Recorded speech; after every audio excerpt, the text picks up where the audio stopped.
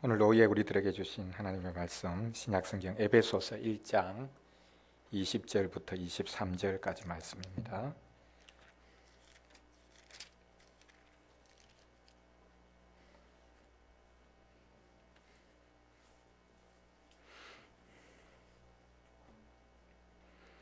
신약성경 에베소서 1장 20절부터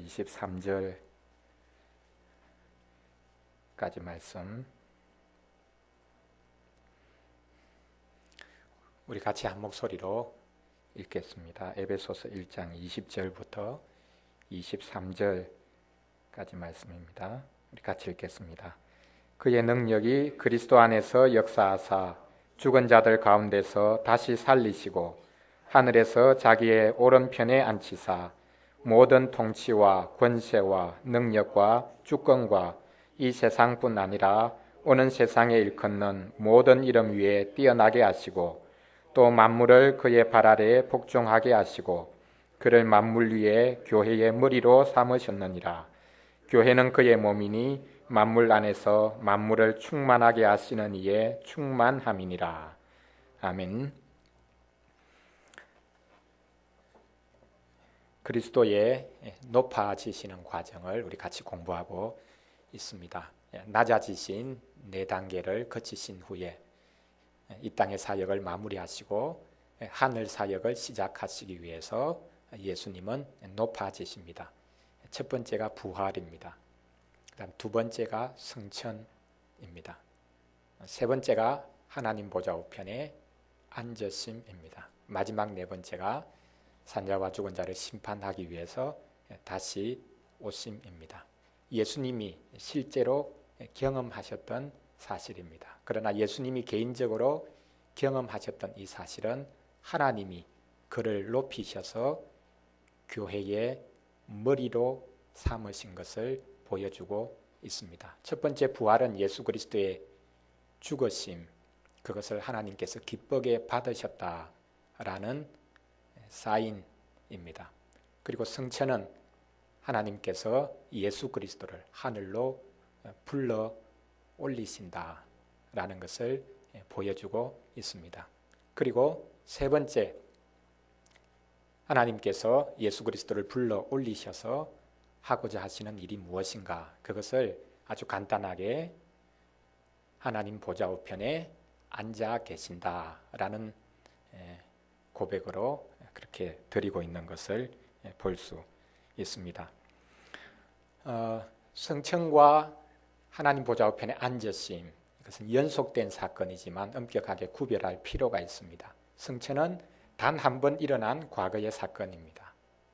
물론 이것이 우리의 미래까지 보장하는 사건이죠. 과거의 사건이 예수 그리스도께서 친히 경험하신 그 과거의 하늘로 올라가신 그 사건이 우리의 최종 미래를 보증하는 사건입니다. 왜냐하면 그분은 머리로서 하늘에 올라가셨기 때문에 우리의 낮은 몸을, 낮은 지체를 그분의 영광스러운 몸으로 변화시켜 주실 것이다. 그 확정으로, 그 보증으로 예수님이 올라가셨기 때문에 미래의 최종 완성될 구원, 그것을 보장하는 사건이었습니다.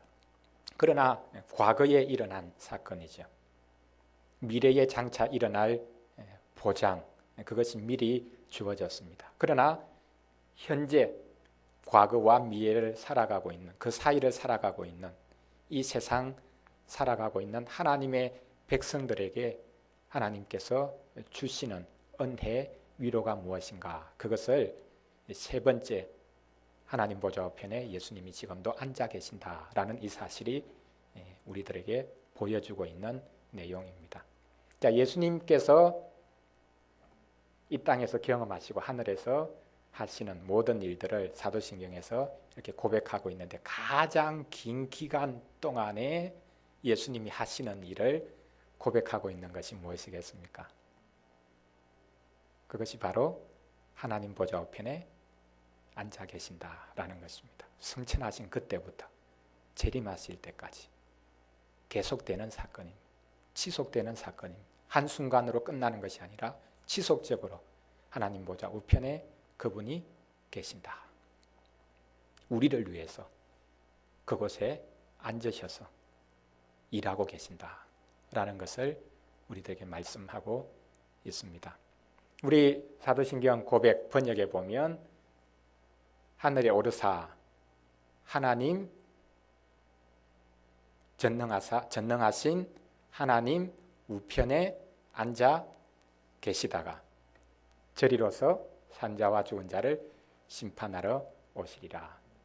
하늘에 오르사, 이것도 조금 명확하지 않은 번역을 하고 있습니다. 하늘에 오르셨다, 그렇게 번역하는 것이 좋을 것 같고, 그 다음 전능하신 하나님 우편에 앉아 계시다가입니다. 여기 우리 하이델베르그 요리문답 제19줄 보면요, 하나님 우편에 앉아 계시며 이렇게 번역하고 있는데, 이 번역이 조금 더 정확한 그런 번역일 것 같습니다.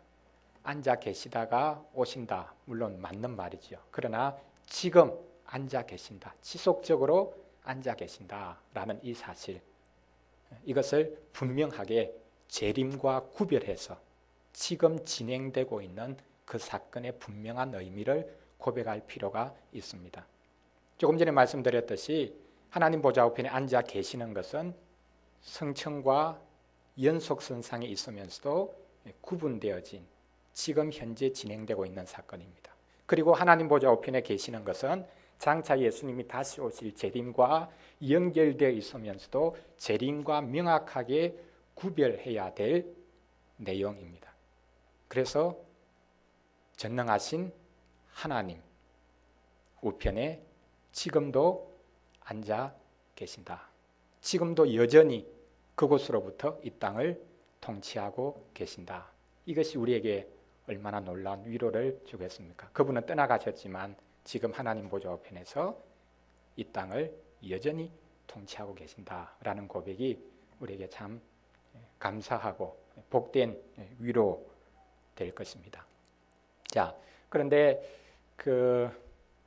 전능하신 하나님 우편에 앉아 계신다. 사도신경 고백할 때에 하나님을 고백하면서 창조를 고백할 때 전능하신 하나님 아버지, 우리의 창조주를 믿습니다. 그렇게 이제 처음에 고백을 했습니다. 하나님에 관해서 전능하신 하나님 아버지, 그분이 이 세상의 창조주이십니다.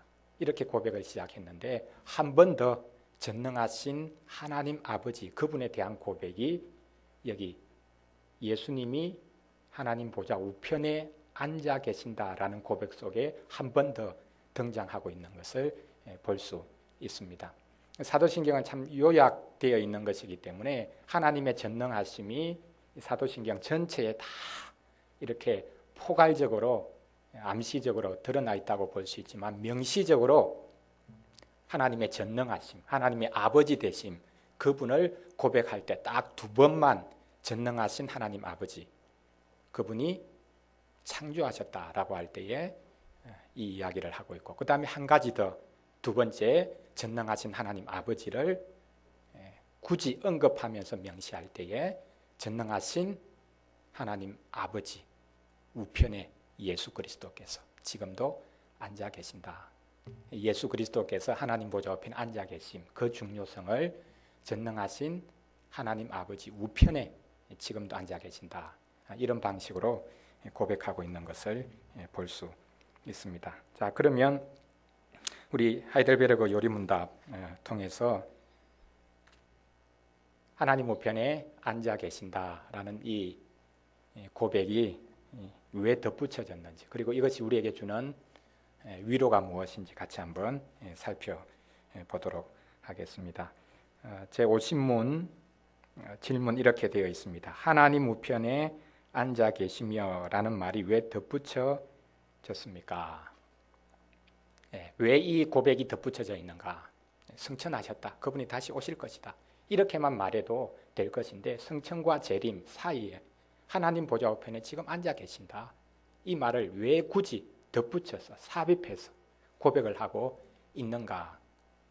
그렇게 질문을 하고 있습니다. 우리 답을 같이 보기 전에 한번 이런 생각을 해보죠. 왜 굳이 하나님 보좌 우편인가? 그리고 왜 앉아 계신다고 표현하고 계시는가? 이 두 가지를 먼저 한번 생각을 해보겠습니다. 왜 하나님 보좌 우편이라는 표현을 썼겠습니까? 그럼 좌편에는 누가 계십니까? 많은 이단들이, 그 이단 교주들이 하나님 보좌 좌편에는 자기가 있을 거다, 그 자리를 차지하기 위해서 경쟁하듯이 하고 있습니다. 왜냐하면 오른쪽에는 예수님이 계시고 좌측에는 뭐 삼위를 믿으니까 우리는 성령님이 계셔야 될 것 같은데 자기가 그곳에 가서 앉을 거다. 그렇게 많은 이단의 교주들이 주장합니다. 물리적으로 오른쪽 왼쪽 그런 이야기를 하는 것이 아니겠죠.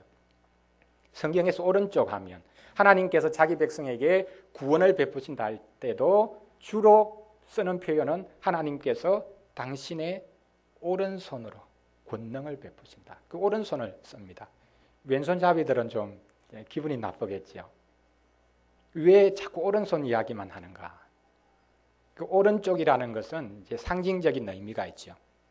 권능, 영예, 종기 이런 것을 상징할 때에 오른손으로. 하나님께서 오른손으로 능력을 베푸셨다라고 할 때 하나님의 크신 능력으로 하나님의 명예를 가지고 하나님의 크신 역사를 위해서 하나님이 친히 일하셨다. 하나님께서 왼손으로 일하셨다. 그렇게 생각해도 됩니다. 오른손 왼손의 차이가 아닙니다. 힘의 차이가 아닙니다. 하나님께서 크신 능력과 크신 영광으로 종기로 하나님께서 일하셨다. 그런 의미입니다. 그래서 예수님께서 하나님 보좌 우편에 앉으셨다라는 것은 하나님께서 가지신 그 모든 영광, 명예 그것을 이제는 그리스도를 통해서 이제는 일하시겠다라는 것을 이것이 보여주고 있습니다. 이제 예수님께서 승천하셨기 때문에 성부와 성자 사이에 세상을 다스리기 위해서 지금 알력 관계가 있는 것이 아니라 하나님께서는 그리스도를 통해서 이제 이 세상을 다스리겠다. 그것을 명확히 하셨고 그것이 하나님 보좌 우편이다라는 말로 표현되고 있습니다. 그 다음 그 보좌 우편에 앉으셨다라고 표현을 하는데요. 앉으셨다. 앉아 계신다. 지금도 앉아 계신다. 앉아 계신다는 말의 의미가 무엇이겠습니까? 서 계시지 않고 앉아 계신다. 앉으셨다라는 것은 쉰다는 의미가 아닙니다. 예수님께서 승천하신 것은 쉬기 위해서 올라가신 것이 아니거든요. 이 땅에서 너무 피곤하고 힘드셨기 때문에 쉬기 위해서 하나님 보좌에 오르셨고 그곳에서 이제는 편히 쉬면서 앉아 계신다. 마음껏 이 세상이 돌아가는 거 어떻게 돌아가는지 한번 보자. 즐기고 지켜보기 위해서 그곳에 계신다. 그런 말이 아니죠. 앉아 계신다라는 의미는 보좌에 자정하셨다. 왕으로 등극하셨다. 그런 의미입니다. 그래서 우리가 같이 읽었던 에베소서 1장 20절 말씀에 보면 이렇게 고백하죠. 그의 능력이 그리스도 안에서 역사하사 죽은 자들 가운데서 다시 살리셨다. 그리고 하늘에서 자기의 오른편에 앉히셨다. 오른편에 앉히셨다라는 의미가 무엇인가? 모든 통치와 권세와 능력과 주권과 이 세상뿐만 아니라 오는 세상에 일컫는 모든 이름 위에 뛰어나게 하셨다. 만물을 그의 발 아래 복종하게 하셨다. 모든 만물을 다스리는 권세를 하나님께서 그리스도에게 위임하셨다는 것입니다. 그리스도께서는 이제 왕으로 온 우주의 왕으로 등극하신 것입니다. 공식적으로 등극하신 것. 그것이 하나님 보좌 우편에 앉으셨다. 하나님 쪽에서 보면 성부께서 그리스도를 하나님 보좌 우편에 앉히셨다라는 표현을 통해서 고백하고 있는 내용입니다. 이제 그리스도께서는 온 우주의 왕으로서 하나님 보좌 우편에 자정해 계십니다. 자, 이것을 좀 비교를 해볼 수 있을 것인데요. 이 땅의 성전에서 이루어지는 일과 하늘 성전, 이 땅의 성전은 하늘 성전을 본따서 만들었죠. 근데 이 땅에서의 성전은 지속적으로 제사장이 제사를 드려야 됩니다. 성소나 지성소에 제사장이 앉을 수 있는 의자가 있습니까? 없습니까? 없죠. 성소에서는 앉을 수가 없습니다. 지성소도 마찬가지. 왜 그렇습니까? 끊임없이 죄를 대속하는 일을 제사장들이 해야 되기 때문에 그 일은 끝날 수가 없습니다. 지속적으로 반복되는 일입니다. 쉴 수가 없는 것이죠. 성소에 들어가서는 끊임없이 하나님을 섬기고 죄를 속하는 일을 계속적으로 해야 했습니다. 그러나 예수님께서는 하나님 우편에 지금 앉아 계신다. 하늘 보좌에, 하늘 성전에 들어가셨는데 그곳에서 서 계시는 것이 아니라 앉아 계신다. 무슨 의미겠습니까? 이 땅의 제사장들은 앉을 수가 없고 지속적으로 죄를 속하는 일을 해야 되는데 예수님께서는 하늘 성전에 들어가셔서 서 계시는 것이 아니라 앉으셨다. 지금도 앉아 계신다. 무엇을 말하는 것이겠습니까? 죄를 속하는 일이 끝났다는 것이죠. 하늘나라에 가셔서 예수님께서 또 다시 죄를 속하기 위해서 어떤 일을 하시는 것은 아닙니다. 속죄 사역을 감당하시기 위해서 하늘 성전에서 어떤 일을 하고 계시는 것이 아닙니다. 속죄 사역은 이미 끝났습니다. 그것을 적용하시는 사역을 하시지요. 그래서 지상의 제사장들은 끊임없이 서서 봉사해야 했지만 예수 그리스도는 참 성전에 올라가셔서 왕으로 자정해 계십니다. 앉아 계십니다. 이루신, 완성시키신 구원 사역. 아직까지 모자란 것이 아닙니다. 그래서 하늘나라에서 뭔가 새로운 일을 하셔야 되는 것이 아닙니다. 이미 완성시키셨습니다. 십자가로 부활로 완성시키셨습니다. 완성시키신 일을 각 개인에게 구원받은 자들에게 또한 선택받은 자들에게 적용하시기 위해서 그곳에서 일을 하십니다. 그래서 열심히 일을 하시지만 동일하게 이 땅에서 일하셨던 것과 같이 일하시지만 전혀 다른 성격의 일입니다. 지상에서 하신 일의 성격과 다릅니다. 죄를 속하기 위해서 십자가 지는 그런 일을 이제는 더 이상 하지 않으십니다. 그 일은 완성되었습니다. 그래서 왕으로 그곳에 좌정해 계시는 것입니다. 그런데 어떤 성경 구절에 보면 예수님이 서 계신다 그런 표현이 있죠.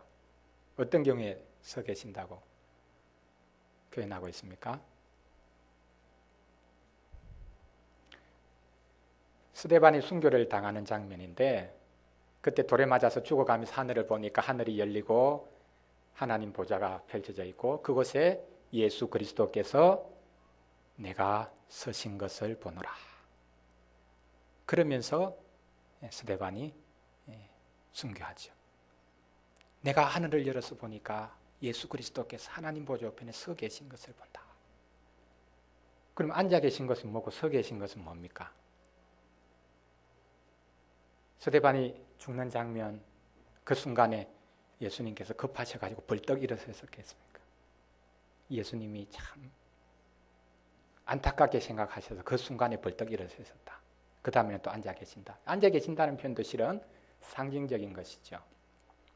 앉아 계신다, 서 계신다 그런 물리적인 측면에서 이야기하는 것이 아니라 왕으로 등극하셨고 그래서 지속적으로 하나님 보좌 우편에서 쉬시는 것이 아니라 온 우주를 다스리시는 왕으로 그 능력과 권세를 지속적으로 행사하신다. 그것을 보여주고 있습니다. 그래서 하나님 보좌 우편 또 그곳에 앉아 계신다라는 이 의미를 우리가 먼저 생각하면서 이 고백의 의미들을 같이 잠시 살펴보겠습니다.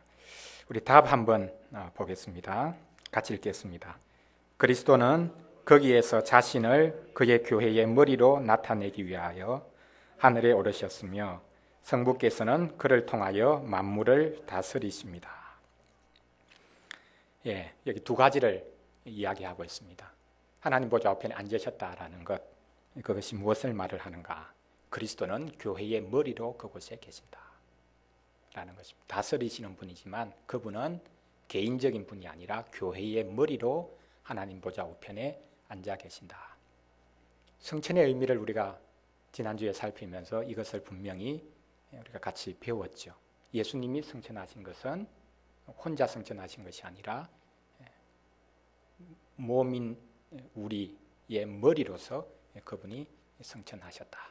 그렇기 때문에 우리의 낮은 몸을 영광스러운 몸으로 변화시키실 것, 그것을 우리가 분명히 확정받았다 라고 우리가 배웠습니다. 그것과 동일하게 예수 그리스도께서 하나님 보좌 우편에 앉아 계시는 것은 개인적으로 앉아 계신 것이 아니라 교회의 머리로 그곳에 앉아 계십니다. 그러므로 그리스도와 우리가 떨어져 있지만 결코 우리는 떨어져 있는 것이 아니다. 신약 시대는 실은 그리스도와 우리가 한 공간에 있습니다. 하늘과 땅이 연결이 되어져 있습니다. 우리의 몸이 그리스도 안에서 하늘에 올라가 있다. 이것이 하이델베르그 요리문답의 고백이고 또한 에베소서 2장에서 사도 바울이 분명하게 우리들에게 이미 말을 한 부분이죠. 그리스도가 승천하실 때 우리도 승천했고 그리스도가 하나님 보좌 우편에 앉으실 때 우리도 거기에 같이 앉았다. 영적으로 그리스도와 우리는 한 공간에 있습니다. 몸으로는 떨어져 있지요. 그리스도의 몸은 하늘에 가 계십니다. 이 땅에 더 이상 계시지 않습니다. 그래서 지난주에 성찬식에 대한 이야기 했지 않습니까? 로마 가톨릭에서 이야기하듯이 루터가 이야기하듯이 그렇게 예수 그리스도의 몸이 이곳에 실제적으로 와서 계시는 것이 아니라고 했죠. 그리스도의 몸은 하늘나라에 가 계십니다. 우리의 몸은 이 땅에 있습니다. 떨어져 있습니다. 그럼에도 불구하고 우리는 한 공간에 있습니다.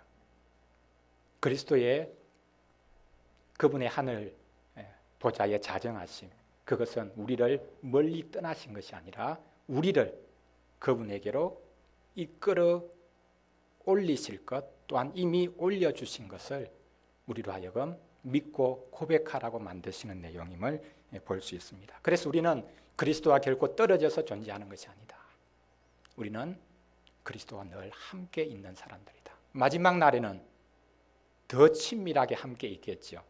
그러나 지금도 우리는 그리스도와 이미 한 공간에 함께 영적으로 있는 사람들이다. 이것을 기억해야 되겠습니다. 그리고 두 번째로는 그리스도께서 머리로 그곳에 앉아 계시기 때문에 몸인 교회가 이 땅에 있을 때 어떤 태도로 살아가야 되는가? 늘 그리스도의 머리 되심, 그것을 인정하는 삶을 살아야 되겠죠. 어느 누구도 교회를 주관할 수 없습니다. 교회를 다스릴 수가 없습니다. 장로교회는 장로가 교회를 다스리는 시스템이죠. 회중교회, 침례교회 같은 경우에는 거기는 모든 회중이 민주주의 제도를 가지고 회중이 다스리는 교회입니다. 그리고 교황제가 있습니다. 감독제. 감독이 교황이 교회를 다스립니다. 다 조금씩 성격이 다르지요. 그러나 근본적으로 교회를 다스리는 분, 교회의 머리가 누구신가? 예수 그리스도만이 교회의 머리가 되신다. 그래서 이 땅에 있는 우리는, 교회는 늘 하늘을 바라보며 머리 대신 그분께 복종하고 있는가? 직분자들이 머리 대신 그분에게 복종하고 있는가? 다스리려고 하는 것이 아니라, 자기 권위를 내세우려고 하는 것이 아니라 정말 머리 대신 그리스도께 그 자신이 먼저 복종하고 있는가? 그분의 말씀 앞에 자신을 내려놓고 복종하고 있는가? 그것을 보아야 합니다. 그래서 끊임없이 머리 대신 그리스도를 바라봐야 되고 그리스도의 머리 되심을 인정해야 그곳이 참된 교회가 되어집니다. 그 다음 두 번째 여기서 말을 하는 것이 성부께서는 그를 통하여 만물을 다스리십니다. 성부께서는 하나님 보좌 우편에 그리스도를 앉히셨기 때문에 이제는 그리스도를 통해서 온 세상을 다스리고 계신다.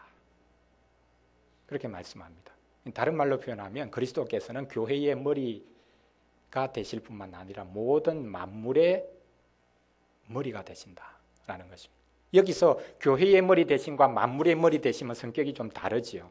교회의 머리 되심이라 할 때는 교회가 그의 지체입니다. 그로부터 받은 구원으로 인해서 그분과 하나 되었다라는 것입니다. 그러나 그리스도가 만물의 머리 되심이다라고 할 때는 창조주의 관점에서 머리 되심입니다.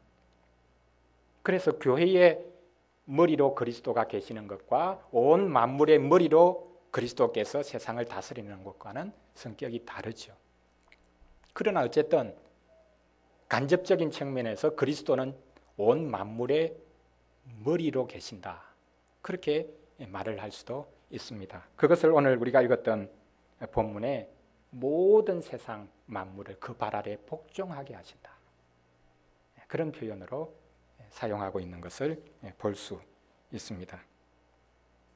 그리스도께서 교회의 머리가 되실 뿐만 아니라 모든 세상 만물을 다스리는 분으로 하나님 보좌 우편에 지금도 앉아 계신다. 이것을 우리가 이 고백을 통해서 명확하게 이해하고 또 받아야 될 부분입니다. 그러면 이것이 우리에게 어떤 유익을 주는가? 그거 같이 한번 살펴보겠습니다. 51문 우리의 머리 대신 그리스도의 이 영광은 우리에게 어떤 유익을 줍니까? 그리스도께서 영광 받으신 것, 하나님 보좌 우편에 앉으신 것은 하나님으로부터 영광을 받으신 것을 말을 하는데 그것은 머리 대신 그리스도로서 받으신 영광이다. 그렇게 질문에서 표현하고 있죠. 그래서 우리의 머리 대신 그리스도의 받으신 이 영광, 하나님 보좌 우편에 앉으신 이 영광, 이것이 우리에게 실제적으로 어떤 유익을 주는가? 두 가지를 설명하고 있습니다. 우리 첫 번째만 같이 먼저 한번 읽어보겠습니다. 그리스도는 성신으로 그의 지체인 우리에게 하늘의 은사들을 부어주십니다. 교회의 머리가 되신다라고 했죠. 교회의 머리가 되셔서 구체적으로 교회를 어떤 방식으로 지금도 다스리고 계시는가? 성령을 보내주셔서 그 성령으로 말미암아 우리에게 하늘의 모든 신령한 은사들을 지속적으로 부어주신다. 성령으로 하늘의 은사들을 부어주신다. 그것이 교회의 머리 대신 그리스도께서 지금 하고 계시는 일입니다. 자, 그러면 하늘의 은사들 무엇을 말하는 것입니까? 어떤 은사들을 부어주신다는 말이겠습니까? 하늘의 신령한 은사들. 하나님께서 은혜로 우리에게 베풀어 주시는 모든 것을 다 말합니다. 원래 은사라는 말은 은혜를 헬라어로 카리스라고 부르는데 은사, 카리스마타, 카리스마 이런 카리스마가 있다 뭐 그런 말 쓰지 않습니까? 동일한 말입니다. 은혜와 은사는 같은 말입니다. 은혜는 눈에 보이지 않지요. 눈에 보이지 않는 은사를 눈에 보이는 방식으로 나타내 주시는 것이 은사입니다. 그러니까 은혜는 막연한 게 아니지요. 은혜를 입었다, 은혜를 받았다. 그 은혜 받은 증거를 은사로 하나님께서 나타내 보여주십니다. 그래서 성도에게는 반드시 하나님께서 은혜를 베푸신 증거로 은사를 동반해서 주십니다. 그래서 교회는 근본적으로 은사적입니다. 특정한 교회가 은사적인 교회가 아니라 교회 자체가 은사적입니다. 어떤 교회든지 그 교회는 반드시 하나님으로부터 은혜를 받아서 구원의 자리에 서 있다면 그 교회는 은사적인 교회입니다. 반드시 은사를 주십니다. 하나님께서 내려주시는 모든 은혜를 한마디로 표현해서 눈에 드러나는 방식으로 표현한 것이 다 이 은사입니다. 하늘의 은사를 내려주신다. 우리에게 베풀어 주신 구원, 은사입니다. 우리는 은사하면 개인적으로 받은 어떤 특정한 은사를 말합니다. 생각합니다. 뭐 방언을 이야기하고 뭐 병 고치는 은사를 이야기하고 그렇게 합니다. 그렇지 않습니다. 은사는 훨씬 더 넓고 포괄적인 것입니다. 하나님께서 그리스도를 통해서 하늘로부터 주시는 모든 것이 다 은사입니다. 우리에게 베풀어 주신 구원이 은사입니다. 그리고 특별히 하나님의 말씀이 은사입니다. 우리에게 주신 가장 좋은 은사가 무엇입니까? 성령을 통해서 주신 말씀입니다. 말씀이 은사입니다. 물론 그것을 좀 더 이렇게 좀 좁게 표현을 해서 어떤 사람은 뭐 말씀의 은사, 뭐 지혜의 은사 있다 이렇게 표현을 하지만 실은 말씀 자체가 은사입니다. 그리고 우리에게 다양한 은사를 주시죠. 그 은사가 우리에게 주어지는 이유가 무엇입니까? 나 자신을 드러내기 위해서 주신 것이 아닙니다. 철저하게 교회를 세우기 위해서 주신 것입니다. 그래서 은사를 받은 것하고 그 사람의 믿음, 또 그 사람의 신앙의 인격과 결부지어서 그렇게 생각하지 않아도 될 그런 부분이 있습니다. 은사가 많다고 해서 신앙이 좋거나 인격적으로 성숙했다, 그렇게 볼 수 없습니다. 교회의 필요를 따라 하나님께서 은사들을 나누어 주십니다. 그래서 모든 성도들은 다 이미 은사를 받았습니다. 교회를 섬기기 위한 은사들을 하나님께서 허락해 주셨습니다. 내가 받은 것이 제일 좋은 것이 아닙니다. 내가 받았는데 다른 사람 받지 아니했으니까 잘못됐다, 그렇게 생각할 필요가 없습니다. 하나님께서 필요한 대로 나누어 주십니다. 그것은 자기 자신의 개인의 유익을 위한 것이 아니라 교회를 세우기 위해서 나누어 주십니다. 그리고 은사는 각 개인에게 주어지는 것이지만 이 은사가 교회의 유익이 되도록 하시기 위해서 하나님께서 만드신 것이 뭐냐 하면 직분입니다. 그래서 은사와 직분도 서로 나누어진 것이 아닙니다. 은사자와 직분자가 따로따로 서로 대적하는 것, 싸우는 것, 그건 잘못된 것입니다. 서로 욕하죠. 교회에서 직분자들은 은사자들을 경계합니다. 사사로이 사람들을 모아가지고 이게 하나님 말씀이다라고 막 이야기하고 무당이 하듯이 그런 일 한다고 생각하면서 경계합니다. 그리고 은사자들은 직분자들을 또 무시하죠. 은사도 없이 직분 가지고 교회를 이끌어 가려고 하는 사람들이다.